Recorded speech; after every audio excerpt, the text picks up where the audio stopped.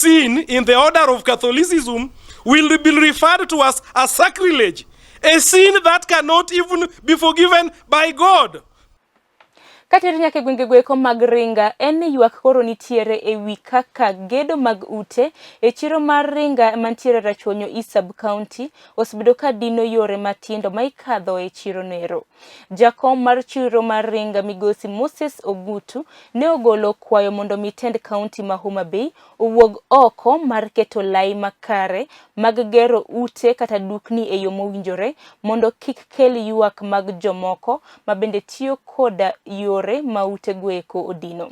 Moses sende loso koda TV noero mar Lole e gwenge mag Ringa kama nowacho ni gisetemo kaka jotelo mondo migi chwal ywak gi kama owinjore to onge konyruok moramora mabende giseyudo. Giwacho mondo sirkal obi koda map manyalo nyiso maler kuonde ma yo onego kale e chirono nikech en achiel kuom jiwo dongruok odhi nyime ma ok ochocho ratiro jokono.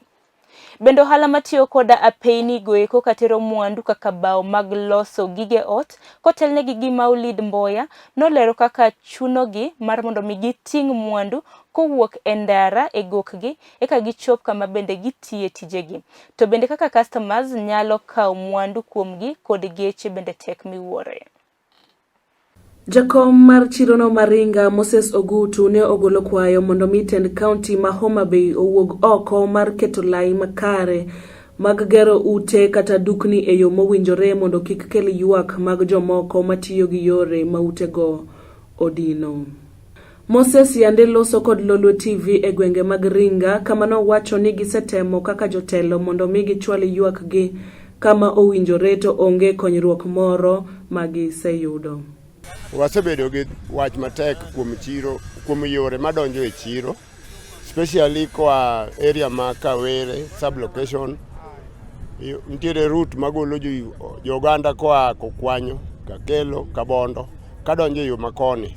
Waonge gi route mora mora ma yo donjo e chiro. Koro osebedo gima lach ka jomo gedo e yore, wasetemo mondo wawuoth kuom jotelo monego be ni konyowa e wechegi to waneno ka ochoponwa ma ok donji nikech wawacho to ok gitimnwa kaka neno.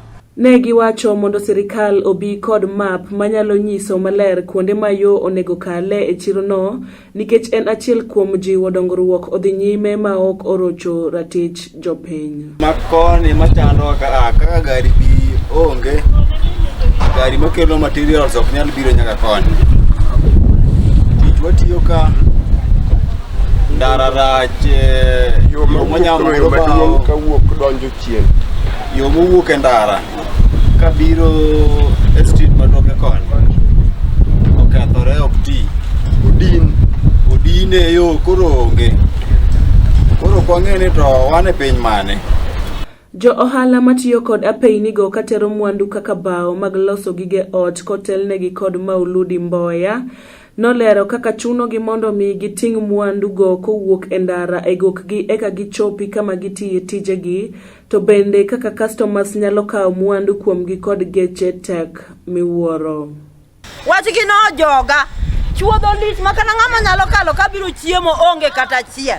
Sani to koro gikabore ni gidwaro kura kosemi kwa ka gisemiwa siling 50 to giwewa kwa thagore.